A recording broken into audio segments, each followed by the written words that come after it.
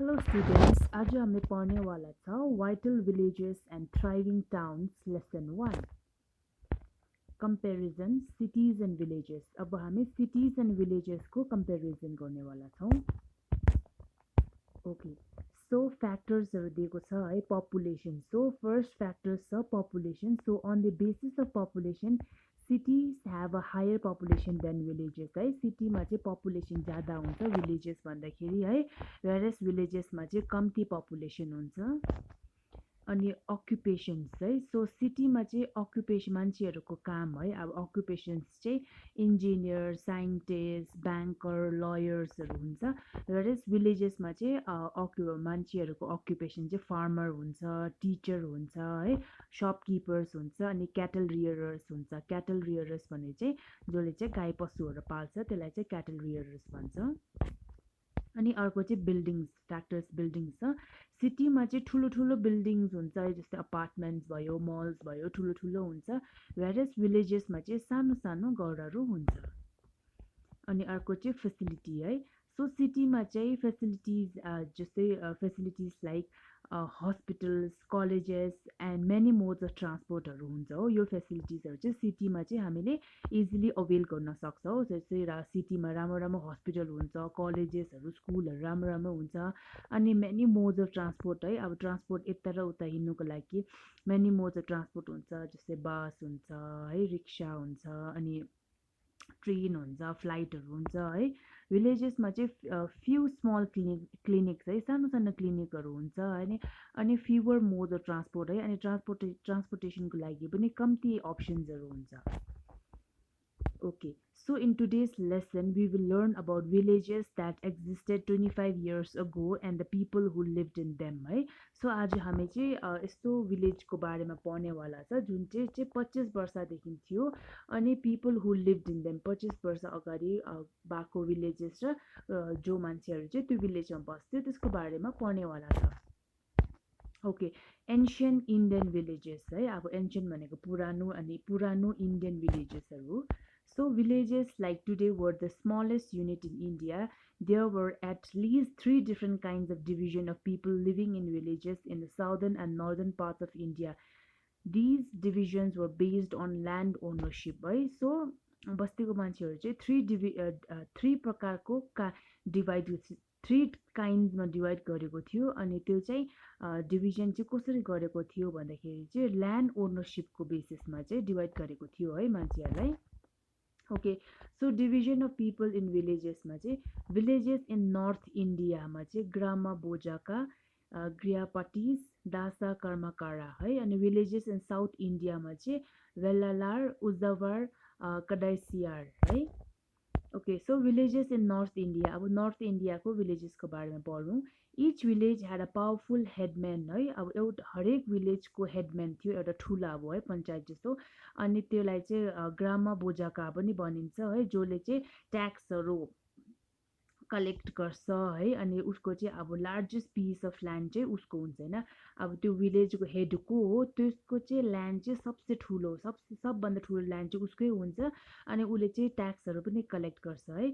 So as it was common to own slaves then, these headmen not only own slaves but also had paid workers for their fields. Some people in villages were independent farmers and owned small pieces of land है। So कतिजना विलेजको मान्छेहरू चाहिँ independent थियो है, जो चाहिँ अब आफूले काम गर्थ्यो, आफूले गरेकोमा चाहिँ सबै पुग्थ्यो है, खानु लाउनु पुग्थ्यो। अनि त्यो विलेजर्सहरूकोमा चाहिँ सानो सानो ल्यान्डहरू पनि थियो है। अनि in north they were known as grihapatis है। नर्थमा चाहिँ त्यो मान्छेहरूलाई चाहिँ गृहपट्टिज भनिन्छ, जो चाहिँ आफ्नो सेल्फ सफिसियन्ट थियो र इन्डिपेन्डेन्ट थियो है। अब आफूले आफ्नो ल्यान्डमा आफै रोपेर खानु लाउनु पुग्थ्यो है, तिनीहरूलाई चाहिँ गृहपट्टिज भनिन्थ्यो। अनि the rest of the villagers did not own any land and had to work on the fields of others है। अनि अब सबै विलेजर्सकोमा त अब ल्यान्ड हुँदैन है, अनि जसकोमा चाहिँ ल्यान्ड थिएन त्यो चाहिँ अब अरूकोमा गएर काम गर्नु पर्थ्यो है। अनि तिनीहरूलाई चाहिँ दासा कर्मकारा भनिन्छ हो। अब यता हामीले गृहपट्टिज भने थाहा पाइहाल्यो कि जसकोमा चाहिँ आफ्नो ल्यान्ड हुन्छ है, अनि सेल्फ सफिसियन्ट हुन्छ या इन्डिपेन्डेन्ट हुन्छ, आफूले रोपेकोले खानु लाउनु पुग्छ है। अनि जसकोमा चाहिँ ल्यान्ड हुँदैन र अरूकोमा गएर काम गर्नुपर्छ त्यसलाई चाहिँ दासा कर्मकारा भनिन्छ। villages in South India. In South India, most of the land was owned by people called the Velalar, right? So South India मा चाहिँ most of the land चाहिँ त्यो Velalar भन्ने मान्छेले चाहिँ own गर्थ्यो. They did not plow or till land themselves but employed labor to do the same है. अनि यो वेलालार भन्ने मान्छेहरूले चाहिँ अब त्यो मान्छेहरूले चाहिँ आफ्नो ल्यान्डमा चाहिँ आफै खन्थेन है, अब आफै खन्ने कामहरू गर्थेन, वेरस उनीहरूले चाहिँ अरू मान्छे बोलाएर है, लेबर बोलाएर चाहिँ अन्त खन्नु लाउँथ्यो. There were plowmen were called उजावर है. अनि प्लाउम्यान है, अब जसले चाहिँ बारी खन्छ त्यसलाई चाहिँ उजावर भनिन्छ. अनि landless laborers who worked on these fields were called kadasiar, right? And there were plowmen were called uzavar and landless laborers who worked on these fields were called kadasiar, right? अब landless labor जो चाहिँ त्यसमा काम गर्थ्यो त्यसलाई चाहिँ kadasiar भनिन्छ. अनि अब कुनै fill in the blanks है यता. People in villages were divided on the basis of अब केले गर्थ्यो तपाईहरु आन्सर दिनुहोस्. So and in the north the village headman was called dash. And villages in South India had a class of people who were landless laborers known as dash. अब इसको answer चाहिँ लेख्नुस्. Okay, now यता छ है. People in villages were divided on the basis of land ownership है. And in the north the village headman was called grama bojaka. Villages in South India had a class of people who were landless laborers known as kadasiar.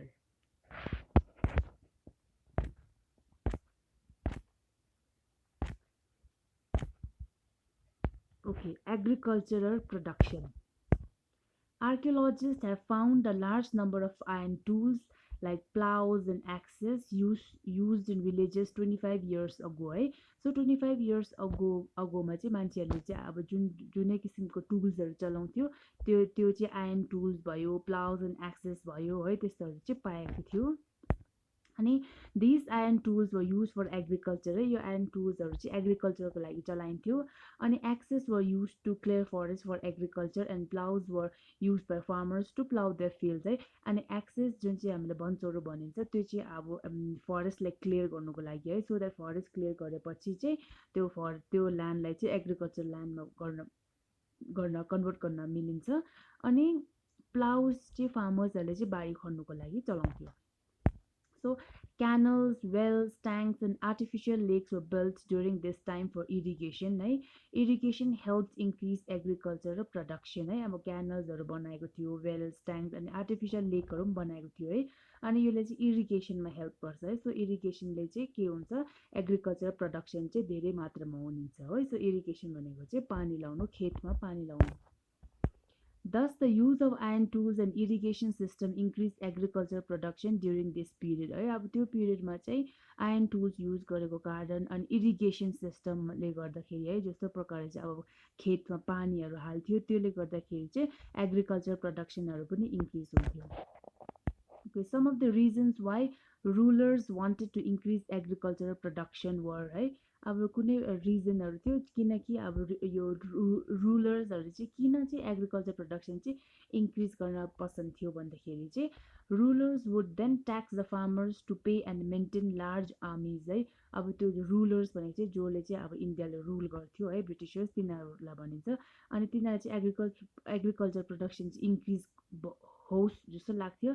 किनकि अब agriculture production जति increase हुन्छ त्यति बेसी tax उनीहरूले बढाउन सक्छ फार्मर्समाथि हो. अनि त्यो ट्याक्स बढाएको त्यो ट्याक्सले चाहिँ लार्ज आर्मीलाई चाहिँ मेन्टेन गर्न सकिन्छ. अन्त अर्को चाहिँ टु प्रोभाइड जब अपर्च्युनिटिज है टु मोर पिपल. अनि job opportunities to more people. अनि other occupations in most villages they were blacksmiths, potters, carpenters and weavers. यिनीहरू चाहिँ अर्को अदर अक्युपेसन्स. यता ग्रुप एक्टिभिटीहरू छ. Write a short story set in a village in ancient India. Include the various occupations that existed at the time है. अब एउटा story लेख्नु पर्यो कि जहाँनिर चाहिँ अब त्यो एन्सियन्ट इन्डियामा चाहिँ के कुन प्रकारको अक्युपेसन्सहरू थियो भनेर है.